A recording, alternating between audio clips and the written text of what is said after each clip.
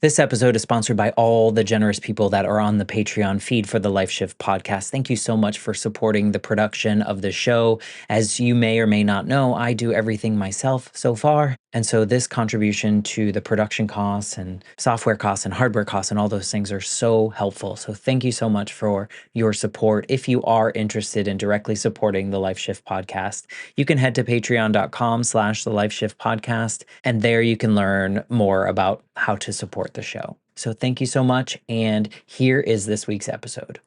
I always looked at what I lacked instead of what I had until I had a moment when I went to get my first seeing eye dog that completely changed my outlook on life. Now, I went there to learn how to use a guide dog, but I learned a whole lot more than just how to use a guide dog. You see, when I was there, I met some people there who were also getting a guide dog. And some of these people, they had mental impairments on top of being blind. So multiple disabilities. Some people were on dialysis every single week because they had diabetes that had stolen their eyesight. And then there were these girls there whom I'll never forget, these young girls who could neither see nor hear. They were deaf and blind, yet they were getting a guide dog because they wanted to have more independence in their lives. And so that experience just blew instantly any of the self-pity that I had right out of me, because I realized at that moment, here I am, I'm 23 years old. I've had all of my hearing, all my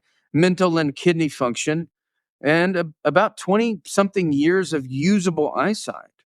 And so that was like this epiphany that just shifted the way that I looked at everything. I realized at that moment that for me, happiness is not a feeling and it's not an emotion.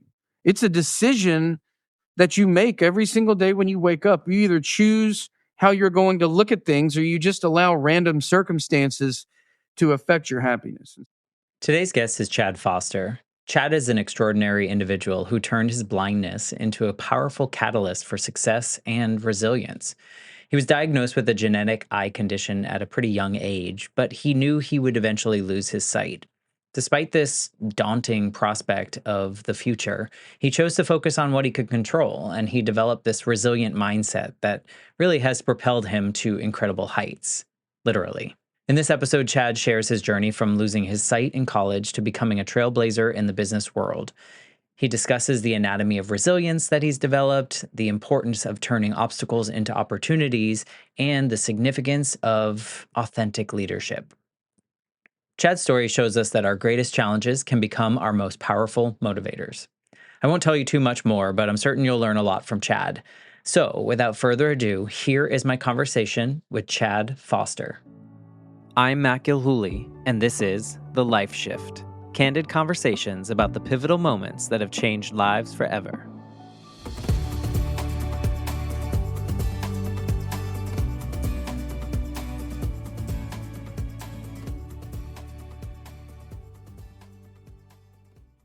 Hello, my friends. Welcome to the Life Shift podcast. I am here with Chad. Hello, Chad.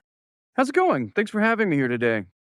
Well, thank you for being a part of this. We were talking a little bit before recording, and I was just telling you a little bit about how the Life Shift podcast really started, if you will. And just for anyone listening that's brand new, when I was 8, my mom was killed in a motorcycle accident, and my parents were divorced, and they lived states apart. And at that moment in time, my life completely shifted from what it was going to be to a brand new what it was going to be. And I didn't understand that. And it was the late 80s, early 90s, and people around me they just didn't know how to help a grieving child. And so I really pushed that down for about 20 years.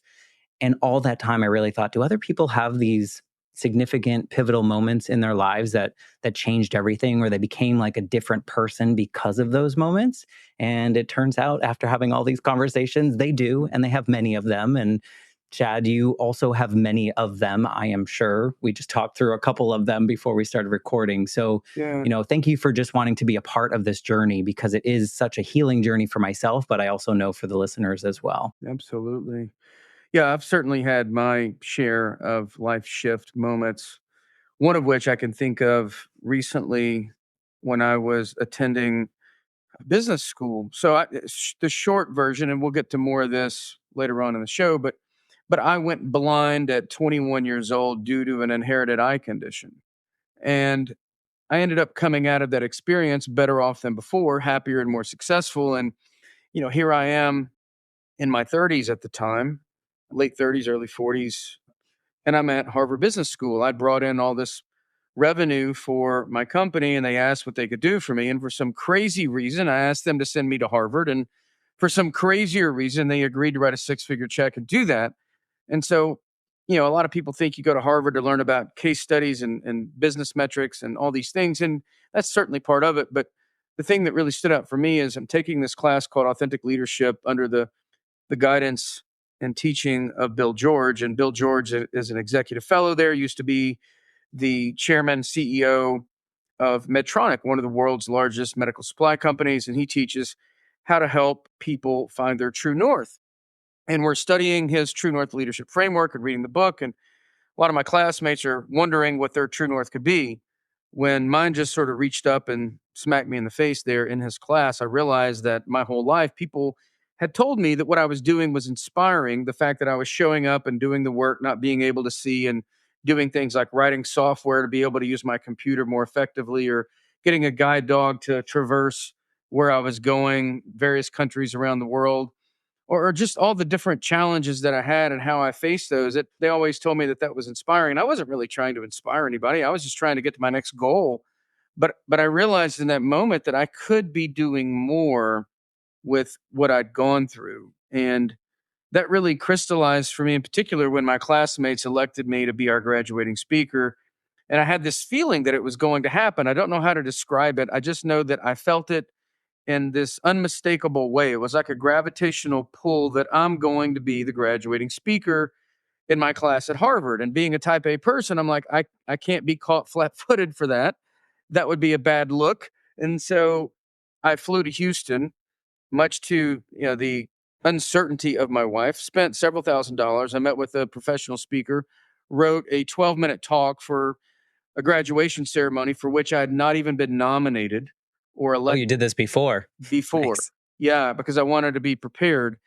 And so, of course, as fate would have it, and as destiny would have it, I was elected, and I was obviously prepared, and it affected people that evening in a way that I never really anticipated. It affected me in a way that I never anticipated. There was a couple of people, a lot of people came up to me, but a few really stood out afterwards. One gentleman was going through a messy divorce, and he had shared with me that something I said helped him. And then there was another gentleman there I'll never forget.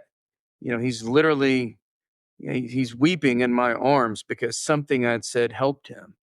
And I later found out that this particular classmate had lost his daughter the year before to cancer. And something I'd said helped him. Now, I've never really been this warm and fuzzy person, but when you have a parent, you know, with that kind of loss, going through that kind of loss, and something you said somehow helped them, it changes you. And it changed me. It showed me how in moments like that, helping people with my experiences that I've been through can make going blind worth it in some bizarre sort of way. And so now I realize that for me, blindness could be the beautiful gift that came disguised in really ugly wrapping paper.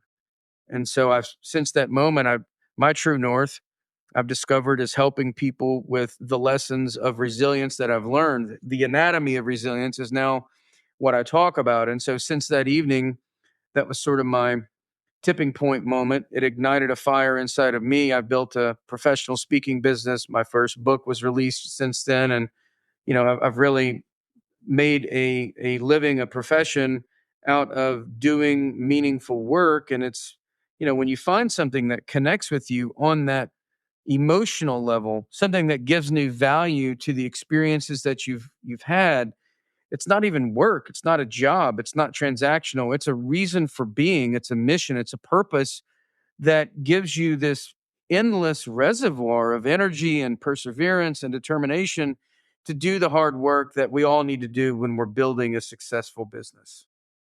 Were you someone before? I mean, you highlighted a bunch of what we could call pivotal moments in your life just in that short story. But before this, like speaking moment where you realized just by telling your story and what you did would touch other people. Were you someone that was kind of in touch with your feelings and would Never. connect with people in that? Okay. So No. this was like a true No. unwrapping, if you will, of Well, and that wrapping paper. it was, but I'll say, I didn't get into the heart side of it. I didn't, and I that never really has been my strong suit. If I'm being transparent with you, like We won't going, paint that picture then. yeah, going blind, and I grew up in a sort of a tough love household. My dad was very old school.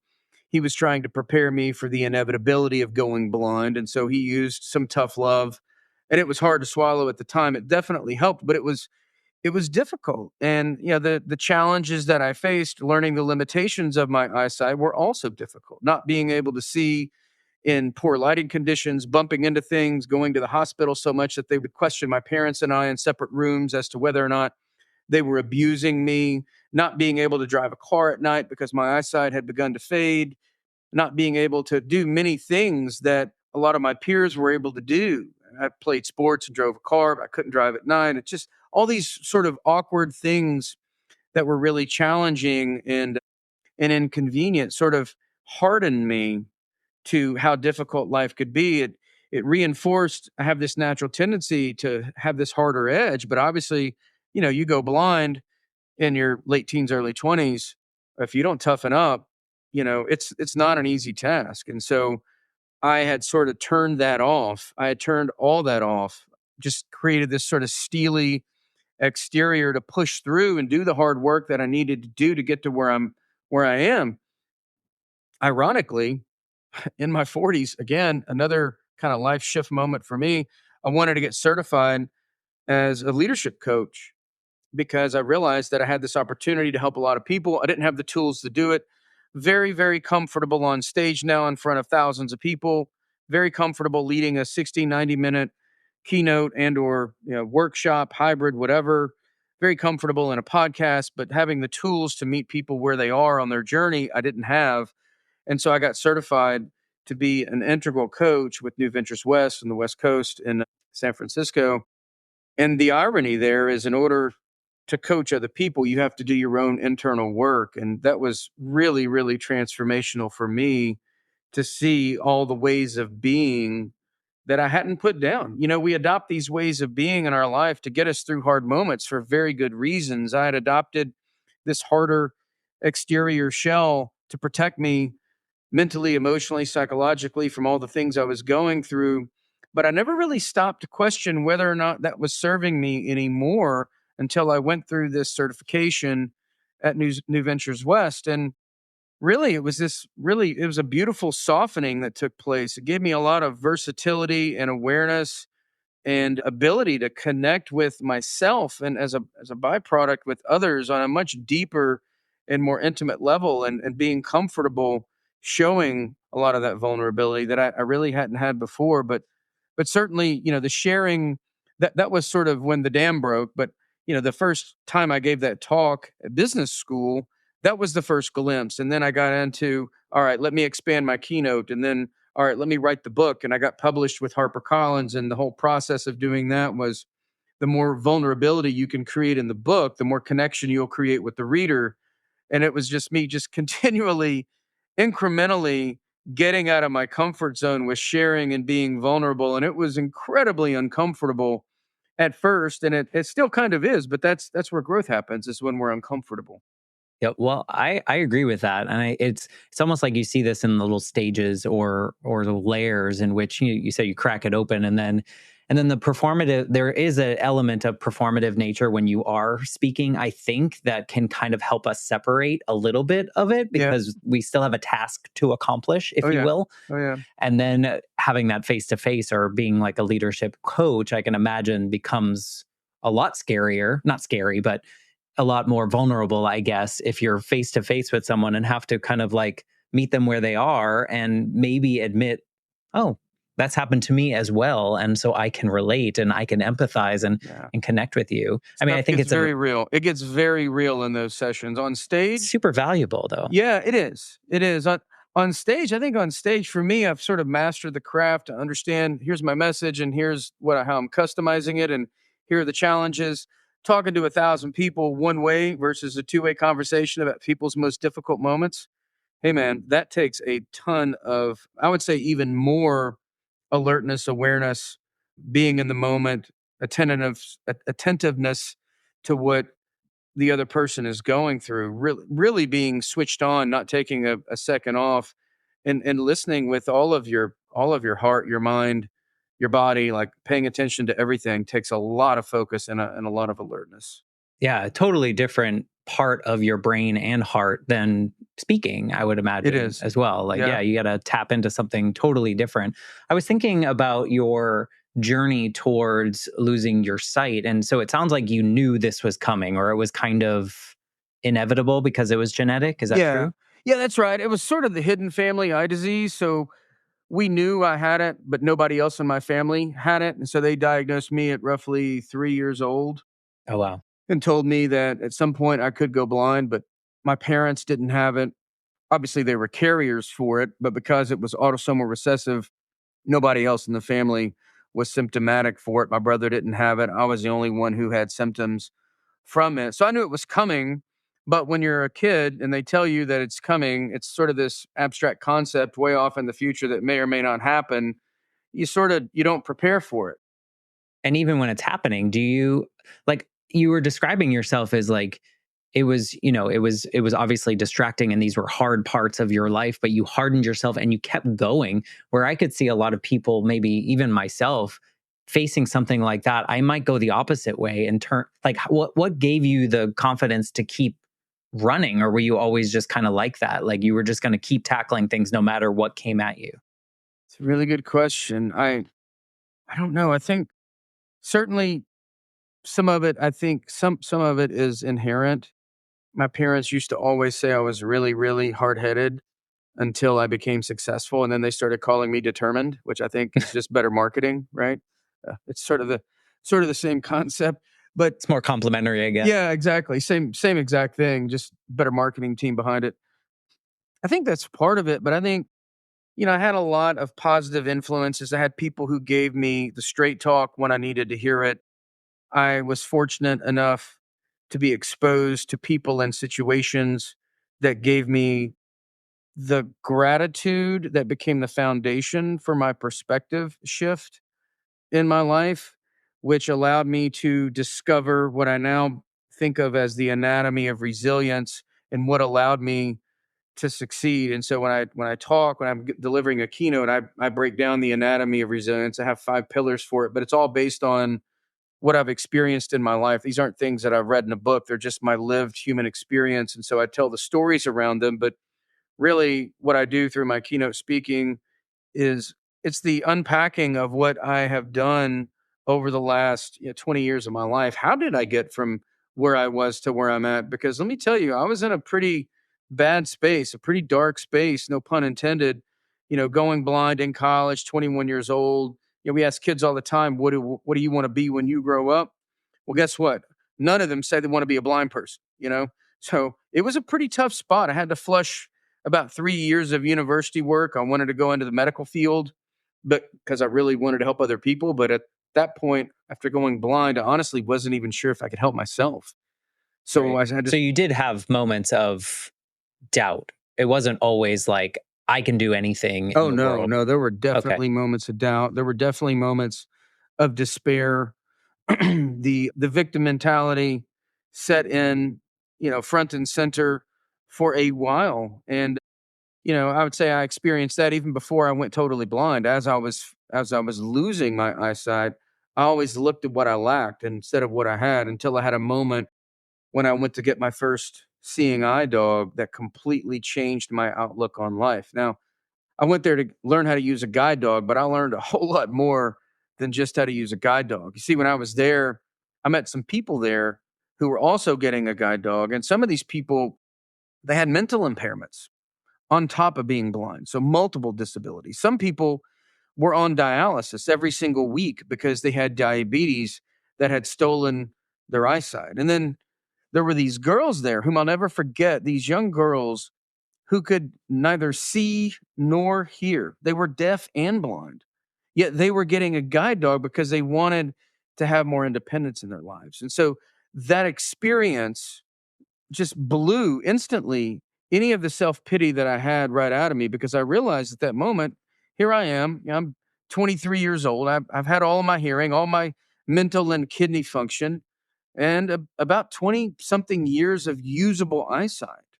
And so that was like this epiphany that just shifted the way that I looked at everything. I realized at that moment that for me, happiness is not a feeling and it's not an emotion.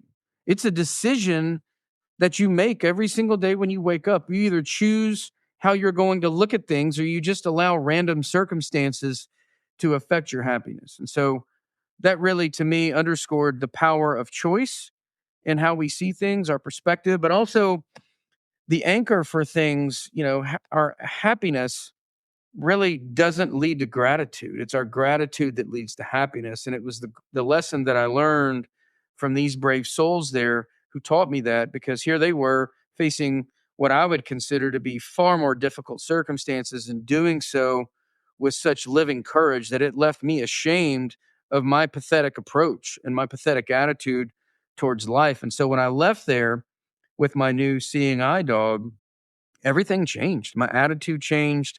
Doors started opening for me. Grades improved. Professors helped out. Got a great job. Got on the corporate ladder, like climbed the corporate ladder. Everything fell into place, but everything started with that moment of recognition about how gratitude is so crucial to affecting our perspective, which highlights, ironically, the first pillar that I talk about, which is the power of choice. You have to choose your response. Yeah, that perspective element is very powerful, and it can be. I would also like, as you're telling this story, I'm curious how society feel like was it creating roadblocks for you because people weren't set up to help you be successful if you needed it? Or did you feel like it was everyone was willing to help, and you just had to make it happen because your perspective has changed?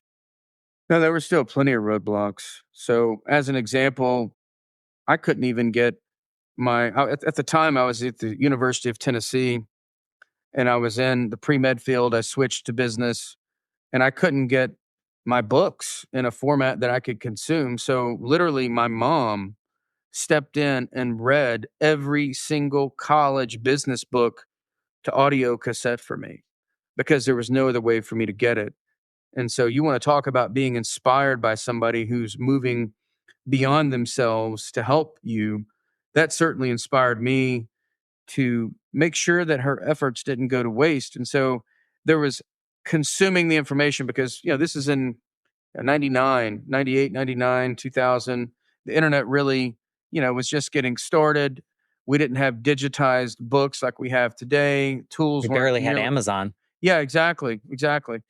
And so there was that, getting the information that I needed. The internet helped, but not everything had been digitized by then.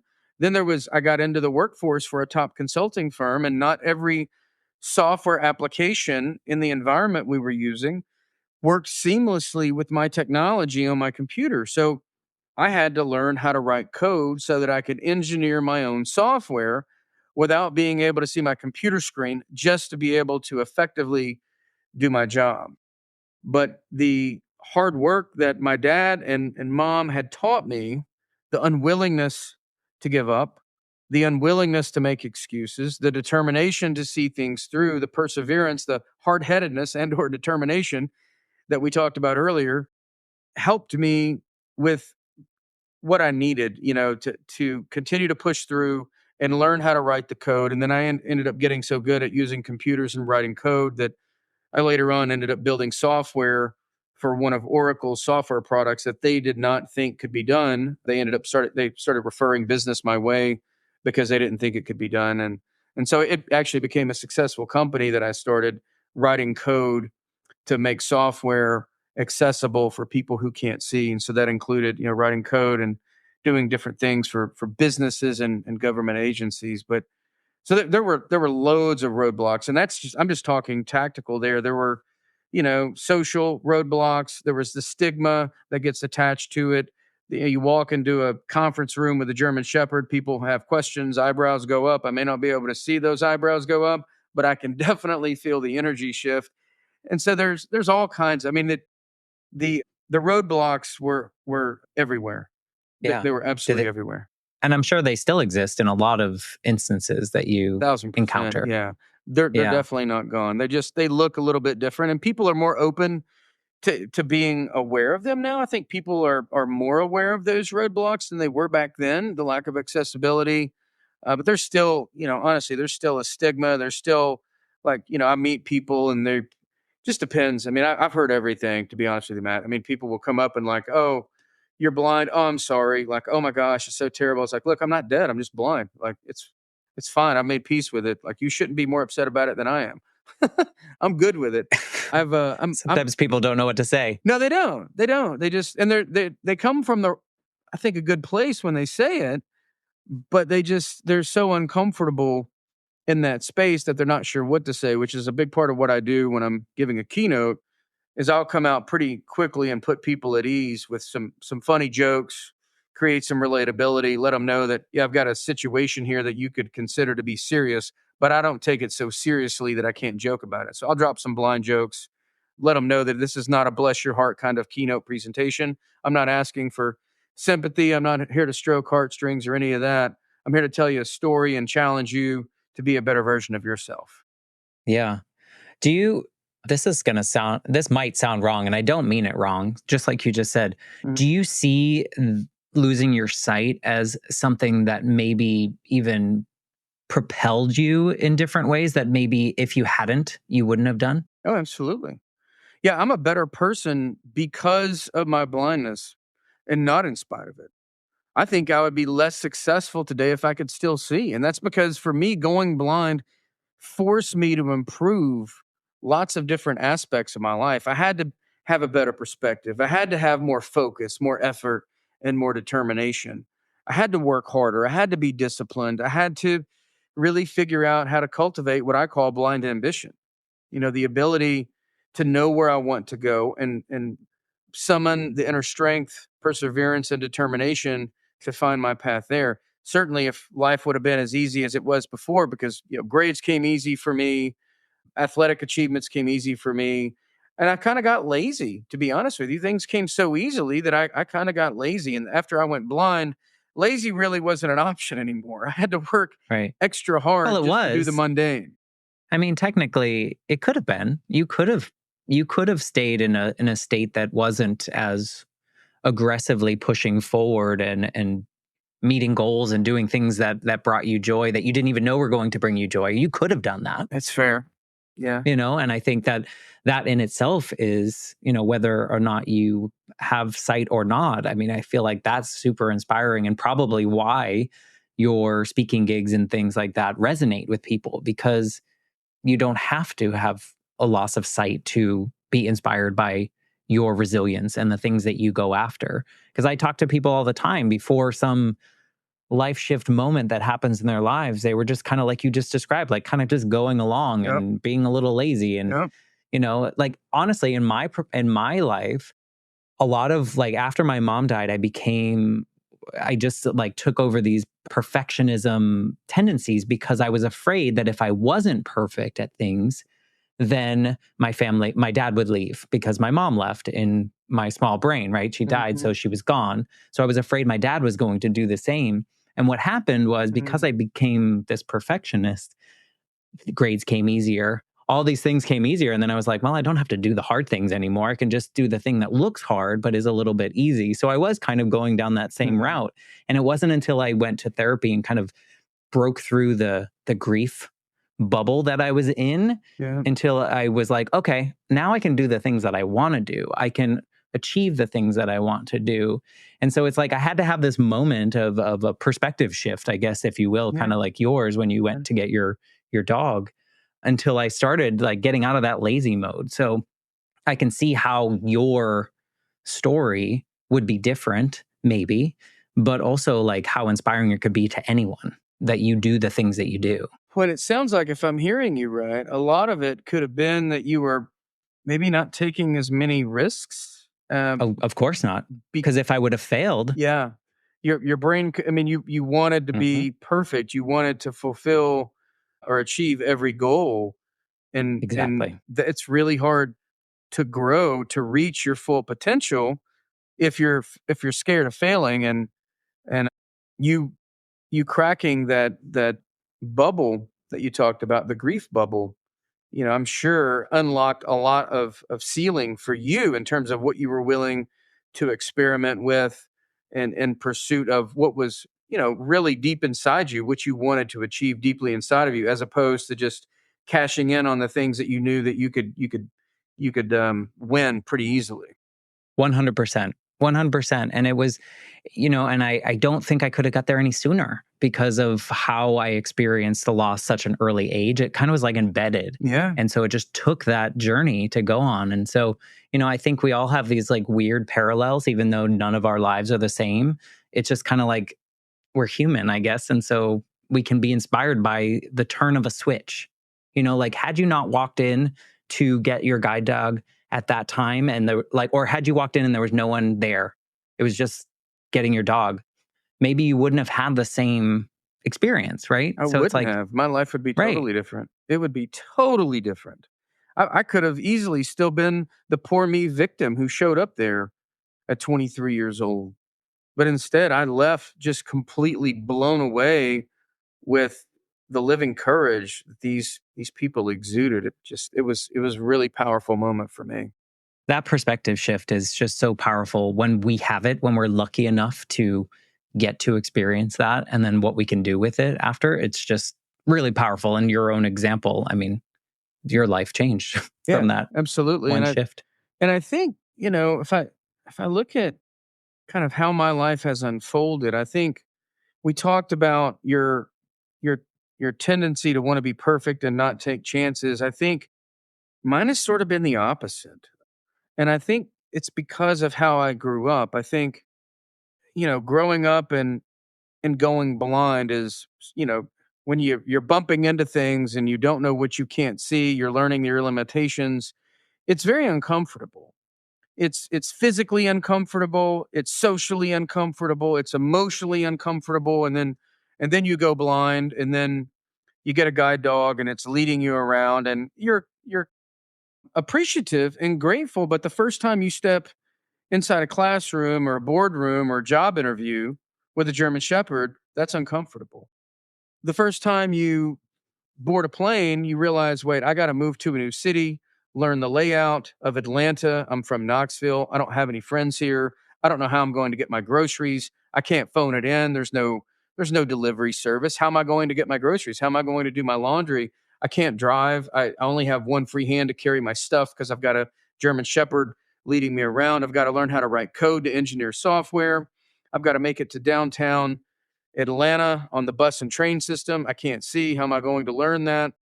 I got to travel all across the country to go to client sites to do project work. I've got to learn new hotels, new airports. All these things were uncomfortable. They were incredibly uncomfortable. And so I believe that my life really has been an experiment of living outside my comfort zone.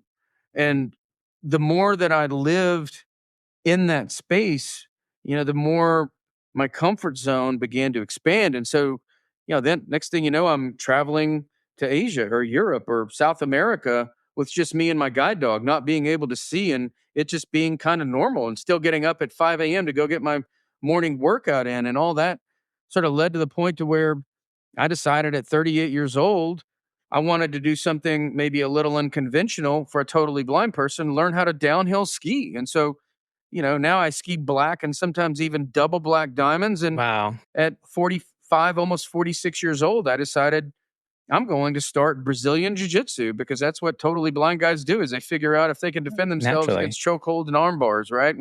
Right. When they're competing in tournaments. And so I think what has happened in my life is it's been such an experiment of living outside of my comfort zone. I've started to crave that discomfort. And I find that through skiing and I find that through jujitsu and I find that through starting, whether it's a new skill like speaking or coaching or being an author, all these things. But that's where growth happens. That's where innovation happens. That's where you're able to crack into new dimensions of yourself that you didn't even know were there. And so this blindness has been, such a big challenge for me. But to your question earlier, has it benefited me in some way? And circling back to this tendency of wanting to be a perfectionist, it's like I think because everything has been so difficult and uncomfortable for me, it's made me very comfortable in being uncomfortable, which has made it easier for me to experiment, to find new and better ways of doing things, to put myself out there and take a little more risk.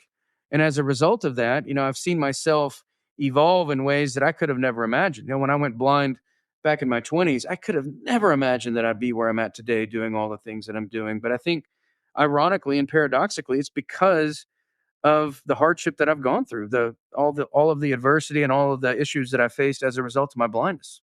Yeah. I mean, it seems like it because you had to live in uncomfortable situations and you one by one accomplished each of them or made it through or did it really well or whatever that may be, it also must build your confidence that whenever a roadblock comes to you, you don't necessarily shy away from it because, hey, you've conquered so many before. So I can imagine how it just becomes almost like this, like you said, like a craving of, all right, what's next? What else can I do It is. in some way? I mean, downhill skiing, that seems to be something that is probably not too common for people with a lack of sight, Yeah, right? I mean, you find a lot Or of is it? people. It's more common than you would think. I'd say it's more common than you would think. The I've number never of done a people who black. ski the way that I ski on the terrain that I ski, probably not as Yeah. common because we tend to cut it up pretty aggressively. We're not going down the bunny slope. We're letting it rip down the Yeah. mountain. The Good for scariest you. thing are the trees and the people. We got to make sure there aren't a lot of people out there. Don't want any Right. collisions and try to avoid trees. Trees aren't very favorable for a blind skier. For Obviously, anyone, really. yeah. But Yeah. but I've tried I learned to ski when I was 35 and I can see and I will never go on a black diamond. So, well, there again, I think my blindness helps me because I can't see it. It doesn't scare me. oh, I guess so. Yeah, I mean it's just like how did you like why did you want to do that? Just because? Well, a friend contacted me, a friend of mine that I went to high school with. We're close buddies. We've known each other now for over 34 years.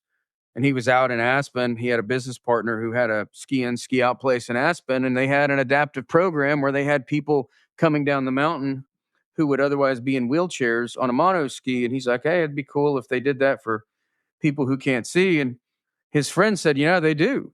And so we started looking into it and they guide. And so he called me and said, hey, I got a crazy idea. You want to come ski? And I said, that does sound pretty crazy. Let me look into it. And then, I had to get a little comfortable with the idea. Just getting comfortable with the concept took some time, but I'm not, I wouldn't consider myself a conservative person. I'm a pretty bold person, but I looked at it and saw that it wasn't just like two guys trying to figure out how to do it. There was a system for it and there were professionals who could help me learn how to do it in a safe way. And so we just started experimenting. I started getting comfortable with, going down the magic carpet or the bunny slope and getting comfortable putting on the bindings. And year after year, for the first 4 years I did 3 days of skiing. By the third or fourth year, I got to where I could do a black, got on some powder. Year four, had a spill, fell into a tree well, got a little scary there, but that was my first time skiing powder and it was on a pretty steep black.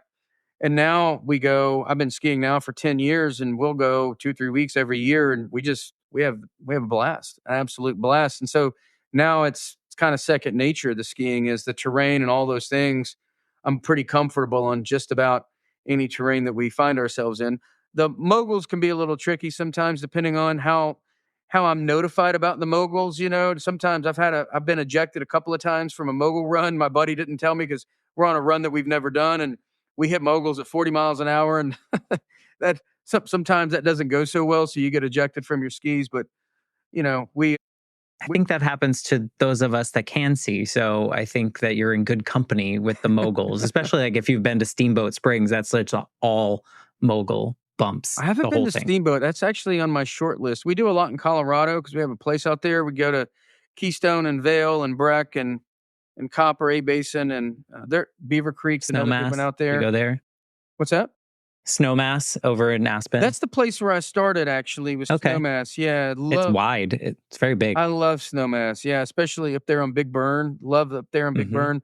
A lot of my videos, you look at my ski videos, we shot a lot of those up there on Big Burn. Dallas Freeway, Wineskin, all those runs up there. Had an Good absolute for blast you. out there. Love it up there in Snowmass. Yeah, and it's nice to get out in nature, I'm sure, for you Oh, to just like have that wind blowing, like it's just a really cool it's the feeling. most free feeling I've ever had. My wife, I came back and she was a little, you can imagine my wife, like, hey, babe, I want to go skiing. I'm blind. She's like, have you lost your mind? And I'm like, well, I don't know that for sure. We'll But find out. but but what I do know, and I told her this when I came back, that is the freest that I've felt in 16 years since I went blind. And she knew at that point, no matter what she said, wasn't going to change my mind. And she just said, "Look, just do me a favor, text me or call me when you get off the mountain so that I know that you made it out okay." But it's one of those feelings that you just feel connected to God, nature. It's marvelous, right? And I can't even appreciate the visual beauty, but I can certainly appreciate the feeling, the sound, the smell, sensation, all the things. It's hard to describe for those who haven't had an opportunity, but it's almost a spiritual feeling being out there on I the can mountain. imagine that. Would you say that skiing was maybe the hardest physical thing that you've done since going blind, or was the martial arts as hard or hard in a different way? Like, I would say probably martial arts is probably harder. Yeah, because it's constant. I go tomorrow. I've been out of town. We talked a little bit before we hit record. My training philosophy is every day I'm in town, I train. When I travel, I can't usually train because I'm on the road. This is my 18th day today of training straight, and it's 2 hours every day plus whatever I do for weight training on top of that. And this isn't like it's a shame you have no stamina. I'm sorry for that. yeah, exactly. I didn't know my body would hold up. I actually came back from 3 weeks wondering, will my body hold up? Because it's very hard on the body. It is. Yeah, I would It imagine. demands a lot, and it remarkably has held up pretty good. I was surprised to see that. But a lot of people, there are martial arts out there that don't demand quite as much. Jiu-jitsu, Brazilian jiu-jitsu, this is not a martial art that involves technique and no application in a live environment. Every day we apply the techniques that we learn in a live environment. So picture, if you will, a 2-hour session. You roll in, you warm up for 15 minutes, you learn technique for 30 minutes, you do some situational fighting from a certain position for another 20 minutes, and then you actually fight people in 5-minute rounds for another 30 minutes. So you're going pretty hard. We have a pretty competitive gym. We're not trying to maim one another. We're all friends. We're close, and so we err on the side of caution. And you always try to roll to the skill level of your opponent, your partner, but it asks a lot of you. It demands a lot of you. It is the most uncomfortable thing that I've done because you're constantly in bad situations. You're either being, somebody's trying to choke you, they're trying to armbar you, they're trying to wrist lock you, they're trying to knee bar you, all these things, and you are having to work out of some very difficult situations. And a lot of times some very strong and technical people. Some of the guys, they've been in there for 10, 15, 20 years. I mean, they're absolute killers. They're, large, athletic, nimble, technical, all the things that you don't want, or you do want, but you don't want on you. You want them by your side, defending yourself against whomever's coming after you.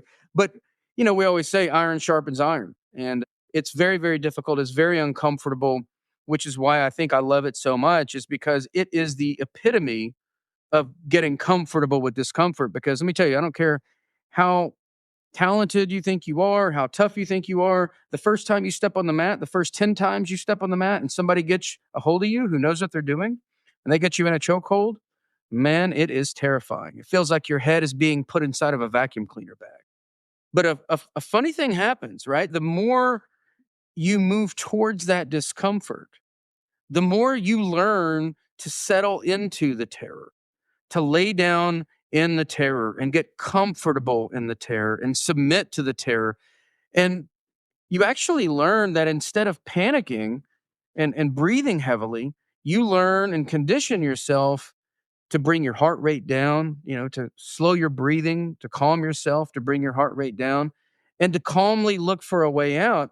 And ironically, oftentimes, these seemingly inescapable chokeholds that you find yourself in actually do have ways out if you can just stay calm enough to look for them. So it conditions you not only physically to actually fight for that amount of time and to do it day after day after day, but it conditions you mentally to look for the right technique. How do I get out of this? It conditions you emotionally to not panic.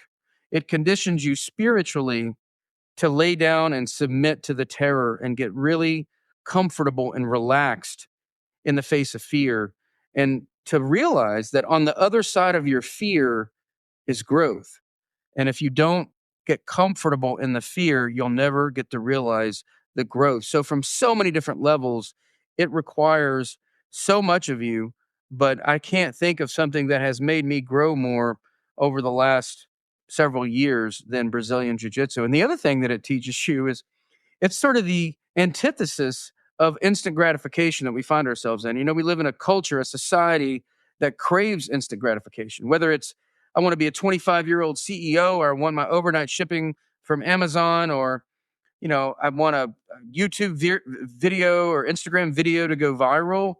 Well, that doesn't exist on the mat. I don't care how talented you are or how nimble or strong you are. When you get on the mat and you're a beginner, you get humbled very quickly. And you realize that instant gratification does not exist in Brazilian Jiu Jitsu. Only through years of consistent practice, discipline, and effort will you get better. And after, 10, 15, 20 years, you may be great. But until then, you're probably going to be getting your dose of humility and humble pie from the people around you who have been doing it for that long. Yeah. Well, it's interesting too, as you describe all the elements of jujitsu, which is really easy to say. It kind of mimics, or not mimics, but represents your life and the way that you tackle things in your own journey of like the challenges that others might see, and you're like, no way, I can just relax into it and know that I can accomplish it, and I know I can do this. And it just seems like this kind of parallel to the other things that you've done in your life, the way you described it, at least to me. I've never thought of it that way, but I think you're onto something. Maybe that's Yeah. why I love it so much, because it does feel like such a metaphor for the way that I've lived my life. That's fantastic. Yeah, Yeah. Well, at least in the stories that you've told so far, it's like you talk about these chokeholds, you talk about these arm bars, you talk about these things that I would see in life as such, like in an experience of like, oh, that's going to be really hard to do. Let's see how I can get out of it, or get through it, or get yeah. to the next level, or whatever that may be. And so I can see why it's like a microcosm of like your life in like each session that you go to. It's like, let me experience all of it here in this 2-hour session that I Great do each day. observation. I love that. I never thought of So it like that. do you have, I mean, do you have something on your list that you haven't yet done, but you want to do, and you know it's going to be a big challenge for you, or could be a big challenge for you or other people? Yeah, so there's some things I'm looking at doing a series that to be aired on PBS here in the upcoming the next several months. We're looking at shooting some footage at where it's called Blind Adventures. We'll be doing some things like climbing Kilimanjaro. I'm not too worried about that. It should be a Okay. pretty easy climb. Skydiving beneath the Arctic Circle. I'm not too worried about that. The one that gives me a little bit of pause is heli skiing, like jumping out of a helicopter on a pair of skis in backcountry. I don't know why. That seems so easy. Yeah, I know. Yeah, it'll be fine. Why not? Right? Yeah, no, I know that's never going to be on my list, and it's just I'm okay with that. But good for you. Yeah, I'm not worried about it, but I do have some pause about it. I'll have to really think through, all right, what terrain are we being dropped off in? What do the avalanche charges look like around that area? From what elevation will we drop in from the chopper? Like, how far down do I have to jump before hitting the snow? All those things. Like, it'll take me Smart choices. yeah, I feel like, little you details get that kind of matter. yeah. It's not like, and it's not like we're trying to, I don't think you come across that like you would take every risk that ever existed. No. but you might take some calculated I risk. will. You might take some things that are challenging to you, but like you're not going to do things that you know are just 100% unsafe for you. No, I have a family. I have, wife and 2 Right. kids. I wanna come home to them, but I also Yeah. don't wanna live my life based on fear decision making. I will not live my life based on fear decision making. The one thing that I know is I'm going to die. We are all going to die. The question is, are we going to live? And I choose to live. I will choose to live my life, and I'll take precautions, and I will try to not be careless. I will do my absolute best, but I also won't live timidly or in fear because something bad might happen. Something bad might Right. happen whether or not But that could I happen anyway. exactly.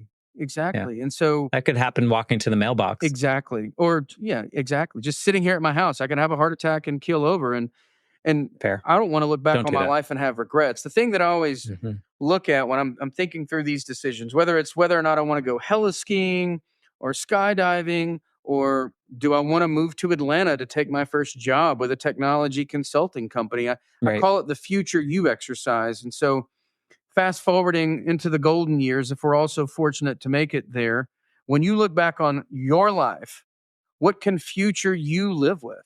Can future you live with trying and failing in pursuit of a Hmm. goal or never knowing whether or not it could have been possible? And so Right. for me, in the long arc of life, I am more fearful of not knowing. I'm more fearful of having the regrets than I am of failing. And so I Right. try to let that guide my decision making when it comes down to these sorts of things. But certainly, I try to be prudent. Like I wouldn't consider myself risk averse, but I do want to come home, but I also want to live while I'm here because I know our time is short and the clock is ticking. Yeah. I'm curious, and this is totally like off on a tangent, but I'm curious what having a guide dog has taught you, or has it taught you Oh anything? yeah. Like the dog itself, or having a dog, or multiple dogs, or whatever it may be. Well, the first thing it teaches you is patience. When you Mm. go blind and you rely on a dog to guide you around, and patience never was my virtue, which is probably how I ended up going blind. I needed some more patience in my life. And so now, I have to be more patient because the dog is doing the work. The other thing that it really instills in you is all of us need to make work fun. And my dog does the work that he does because of the love and the affection, but also because the work is fun. If the work stops being fun, the dog won't want to do it. If I'm stressed out, that comes through to the dog. That energy is transferred through the harness to the dog. And so if I'm late or if I'm, lost in an airport or if I'm whatever is going on with me and my situation, if I let any anxiety transfer from me to the dog, meaning if I have anxiety about it, it will transfer. And if it transfers to the dog, then we've got a like double trouble because now the dog is feeling the anxiety. So it helps me kind of settle into the adventure of getting around. And I realize, yeah, I take these trips to overseas, whether I'm going to Singapore, Dubai, or wherever, and I can't see, and I just leave the house, and I know that you know what, I'm probably going to get lost once or twice, or maybe even a dozen times today. I don't know. I can't control any of that, but what I can control is whether or not I let it affect me, and I just choose to see it more as an adventure, as a challenge, not as a this illusion that I'm going to do it flawlessly because that's just not going to happen. And it helps me manage my own temperament, but also importantly, the temperament of my guide, Major in this case, and make sure that, he's comfortable and relaxed and we're having fun together. And we may get turned around, but we'll make it there. Maybe a little late, maybe not, but at least we'll be safe and in one piece. Right. So it's like a symbiotic relationship that is like super beneficial in more ways than just being guided or Absolutely. having a guide. Absolutely. Yeah, that's so interesting. I've never asked someone that, so thank you for answering that. I think it was kind of assumed, but also I think there are some people that might look at a guide dog as more of a tool and less of a relationship and less of a like kind of we're attached and we have to get through this together kind of feeling. Yeah, yeah, maybe, yeah, and if they do, I mean, it's like whether you're leading a team. If you're seeing your team like that, probably not going to get the best results, right? I mean, leaders, great leaders, know how to connect with people on an emotional level, and they know that people are driven to to go above and beyond. They're inspired to give that discretionary effort based on the relationship. And that's where it starts, whether it's with people or with dogs. And so my question is, how do you inspire discretionary effort from the people around you? And the only way I know to do that is through empathy, through compassion, through love, and through the bond that you create. Yeah. Which sounds like you really fell into as these different moments in your life kind of smacked you in the face, like the perspective change when you got your guide dog, or when you heard from people after your speech at Harvard, or when you went for the training for the leadership, like all these little moments kind of cracked you open to be really exposed to just having this empathy and being able to listen and care and genuinely care, and Yeah. not just like on a surface level care, but like really understand how people might feel. It's funny how life works, isn't it? Um, I never Yeah, I'm really learning that. anticipated that. I've never really anticipated that. I was at a senior leadership offsite years ago. It was back in 2011 or 2012.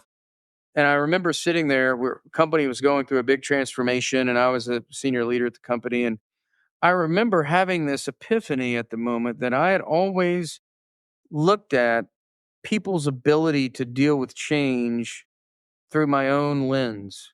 And I was sitting there wondering, gosh, I mean, we had some changes to benefits and we had to do some things that on the surface seemed a little draconian, and that was hard. But come on, people. I mean, it's not the end of the world.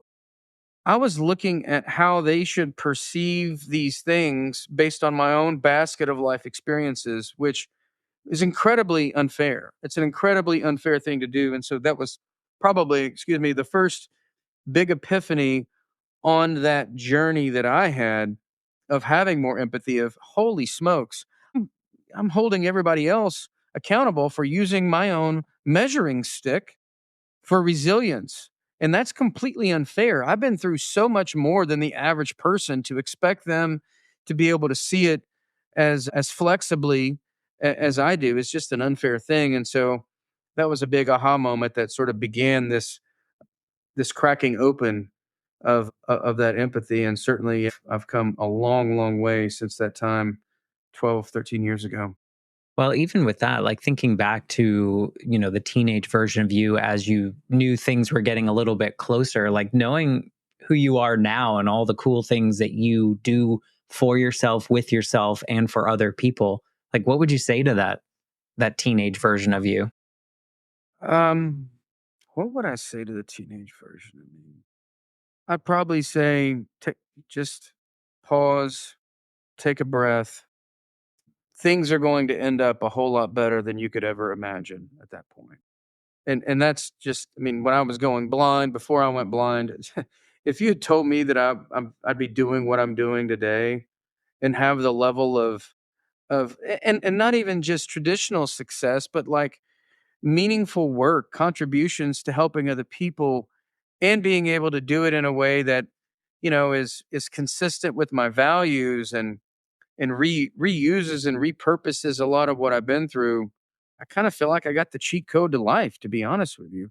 Kind of feels unfair that I get paid to do what I do, but it feels really great doing well by helping others do well for themselves. It's just phenomenal.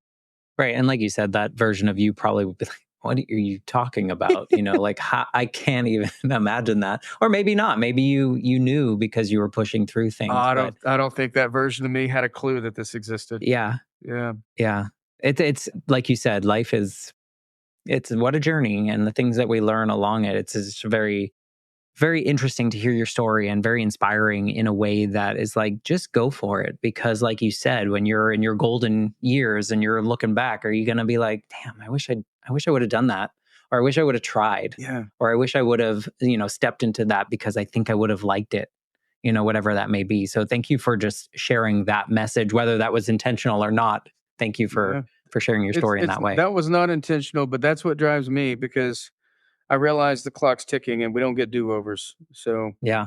you know, Well, if people want to like learn more about you, like what's the best way to get in your orbit, or is it your website? Is it finding your book? Like how should we find you? yeah, if they go to chadefoster.com/life shift, got a welcome page for everybody here. We've got some giveaways that they can access, but that takes you to my website. From there, you'll see my social media handles. You'll have, links for the book, all kinds of videos there, articles that I've written, press pages, all kinds of different things. That's the best way to find where I'm at. Obviously, the book's on Amazon and wherever fine books are sold, in any format you can hope for: hardcover, Audible, Kindle, all the things. But all those links, if they go to that website, again, it's chadefoster.com/life shift.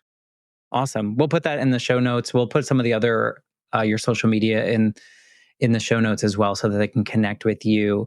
My ask for people listening is if something that Chad said today resonates with you, reach out to Chad, or if you know someone in your life that just needs to hear this message and whatever stuck out with you, please share this episode with them. I would be so ever grateful. And I just want to thank you again, Chad, for just being willing to have this conversation and not knowing where it was going to go and allowing that to happen. Absolutely. I enjoyed it. Thanks so much. Thank you. If you are listening and you enjoy what you hear, please leave a review and a rating and all the stuff that I never asked for. That would be wonderful. And until next week, I will be back. Well, I don't know what I meant to say there. I meant to say I will be back next week with a brand new episode. Thanks again, Chad. Thank you.